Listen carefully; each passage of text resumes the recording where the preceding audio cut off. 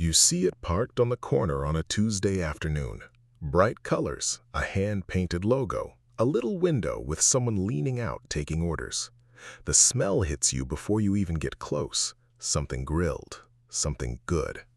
There is a line. There is always a line at the good ones, and you stand there waiting, cash in hand, thinking the same thing thousands of people think every year. I could do this. I could build something like this. How hard could it really be? This is what your life actually looks like when you become a food truck owner. Most people who dream about food trucks are dreaming about the window, the logo, the line of customers, the freedom of being your own boss on four wheels. They are not dreaming about the commissary at 4 in the morning. They are not dreaming about the generator that dies on the hottest Saturday of the year with 40 people in line. They are not dreaming about the permit office, the grease trap inspection, or the parking dispute with the landlord of a lot you have been using for 3 months.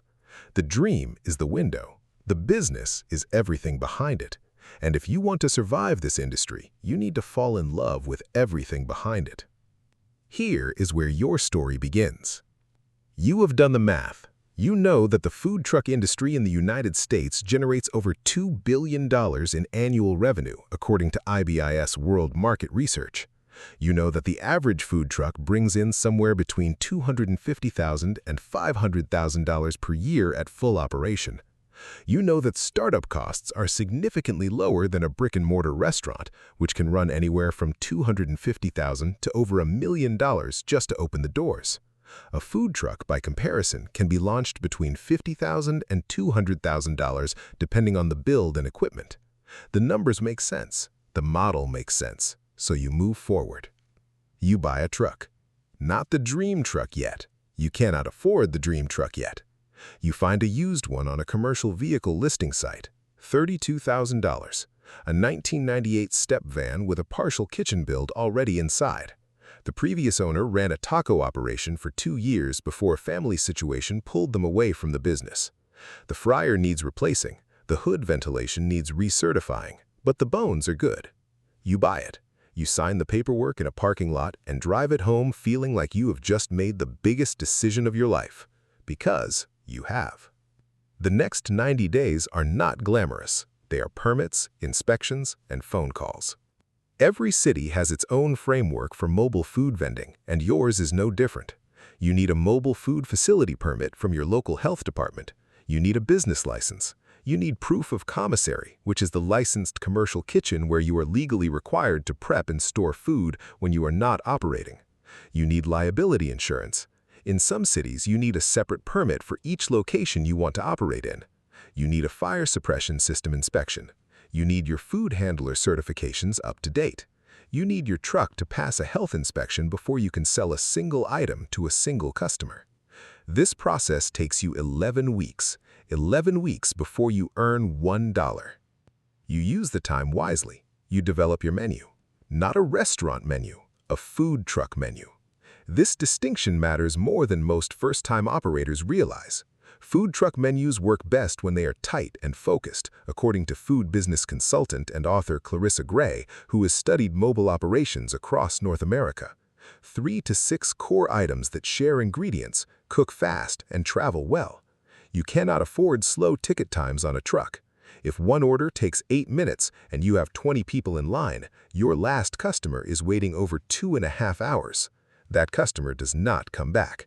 You narrow your concept down to 5 items. You test them on your family, your neighbors, your friends. You refine. Your first day of service arrives. You have chosen a Friday lunch spot near a cluster of office buildings downtown. You researched foot traffic. You checked what other trucks operate in the area and on which days. You showed up at 10 a.m. to set up, which takes longer than you planned. Your generator runs loud. A building manager walks over to ask if you have permission to be here. You show your permit. He calls someone. You wait 20 minutes while he waits 20 minutes. Everything clears. You open the window at 11:47 instead of 11:30, 13 minutes late on day 1. You sell 41 plates in 2 hours. You make just over $600 in gross revenue. After food costs, which run at roughly 30% for a well-managed truck according to the National Restaurant Association, you're clear somewhere around $420 before labor, fuel, and the commissary fee. Your net on day one is closer to $280 for a full day of work that started at 4 in the morning at the commissary and ended at 4 in the afternoon after cleanup and restocking. You are exhausted. You are also electric. Because it worked. People came. People ate. People asked when you would be back. You come back. By week 4, you have 3 regular spots.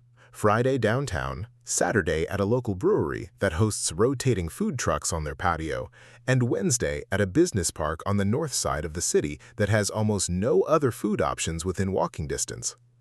The Wednesday spot becomes your most consistent earner. Not your highest volume, but your most reliable. You learn early that reliability is more valuable than peaks.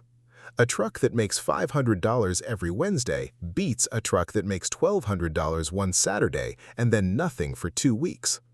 You hire your first employee in month 2. Her name is Daniela. She is 19 years old and has never worked in food service before, but she is fast, she is calm under pressure, and she shows up on time every single day.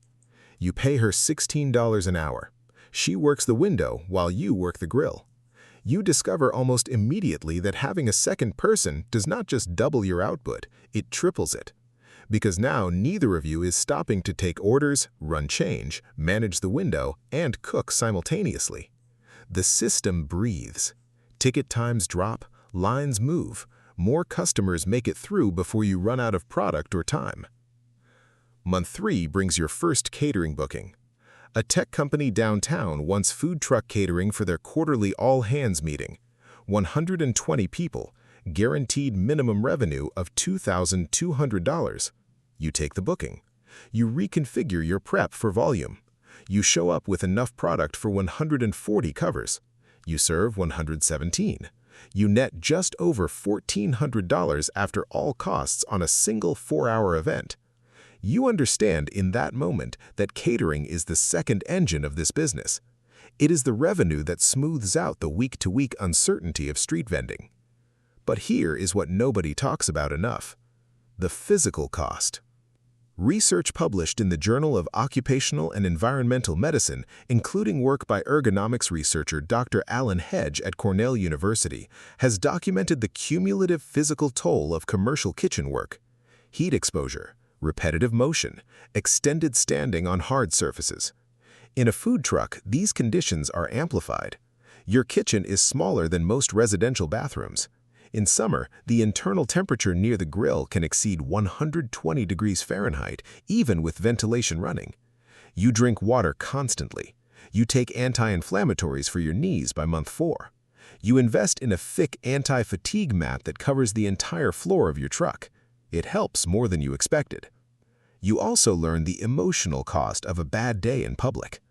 One Saturday at the brewery, your card reader goes down. Your backup card reader also goes down. You are cash only for 90 minutes during peak service. You lose an estimated $400 in customers who walk away rather than find an ATM. One of them leaves a 1-star review that says you are unprepared and disorganized. You read it that night lying in bed. You feel it in your chest. You get up the next morning and you buy 3 backup card readers and a mobile hotspot that operates independently of your phone signal. The 1-star review stays. The lesson stays longer. By month 6, you are grossing between $8,000 and $11,000 per month, depending on weather, events, and bookings. After all costs, including food, labor, fuel, commissary fees, permits, insurance, and equipment maintenance, you are netting somewhere between $2,000 and $3,500 per month. It is not the passive income fantasy. It is active, physical, logistical, and relentless. But it is yours. Every dollar of it came from something you built with your own hands, your own concept, your own early mornings, and your own willingness to stand at a grill in July heat and keep moving. Month 9, you book your biggest catering event yet, a wedding. 200 guests, outdoor venue 40 minutes from your commissary. You negotiate a contract for $4,800.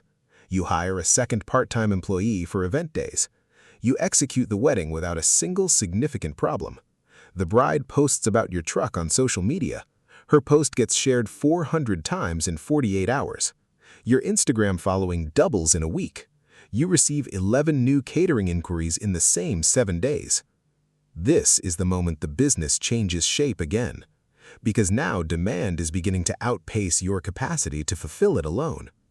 You start thinking about a second truck. Not yet. The capital is not there yet, but you start thinking about it the way you thought about the first truck, as a solvable problem with a clear set of steps.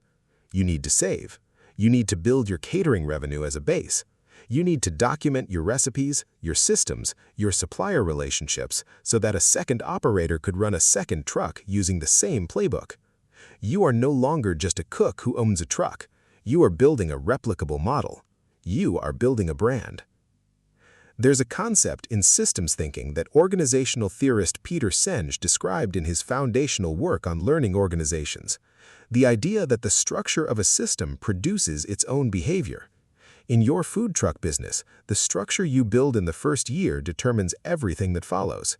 If you build tight systems, documented processes, and strong location and catering relationships in year 1, year 2 scales. If you wing it, year 2 breaks. Most food trucks that fail do not fail because the food was bad. They fail because the operator never stopped being a cook and started being a business owner. You decided which one you were going to be before you opened the window on your first Friday. You walk past food trucks differently now. You see them the way a pilot sees planes at an airport, not as customers, as operators. You see the ticket flow. You see whether the person at the window is also the person at the grill.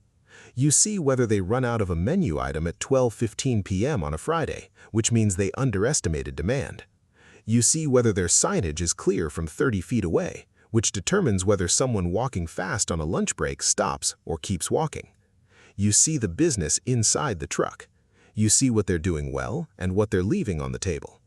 And sometimes, rarely, on a slow Tuesday afternoon, you park your truck on a corner and you lean out the window between orders. And you see the look on their face that you had on your face before all of this began. That look of thinking, this seems simple, this seems possible, I wonder what it would take. You know exactly what it takes. You built it, and you are still building it. Every morning before the sun comes up, every service that runs clean, every catering contract that gets signed, every employee who shows up and executes, and every customer who comes back. This is what your life actually looks like when you become a food truck owner. Not the window, everything behind it. Please, sarapakara.